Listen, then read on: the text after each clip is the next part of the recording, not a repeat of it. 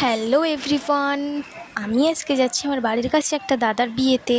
আর জানোই তো ওদের না একই দিনে বিয়ে আর একই দিনেই রিসেপশান। তো চলো আমি তোমাদেরকে আজকে রিসেপশানের মেনুটা শেয়ার করব। আর আজকে জানো তো আমি না পায়ে হেঁটেই বিয়ে বাড়ি যাচ্ছি। কেন বলো তো? যাতে একটু বেশি খেতে পারি। না না না, মজা করলাম, আসলে বাড়ির কাছেই তো, তাই। আমরা বিয়ে বাড়িতে চলে এসেছি। এসে সবার সঙ্গে একটু গল্প করে তারপরে আমরা খেতে চলে গেলাম, কারণ কেউ তো ছিলই না, সবাই তো বিয়ে করাতেই চলে গেছিলো। তারপর খেতে বসে পড়লাম। ফার্স্টেই আমাদের দিয়েছিল বেগুনি, স্যালাড আর লেবু। তারপরে দিয়েছিল ফ্রাইড রাইস আর চিলি চিকেন, যেটা খেতে খুবই সুন্দর ছিল। তারপর দিয়ে দিল আমাদের ঝুরো আলু ভাজা, ভাত আর ডাল। তারপরে দিয়েছিল এঁচোড়ের চিংড়ি। আর তারপরে দিয়েছিল চিকেন কষা। আর আমি না চাটনিটা স্কিপ করে গেছি। তারপরে দিয়েছিল মিষ্টি, দই, পাঁপড়।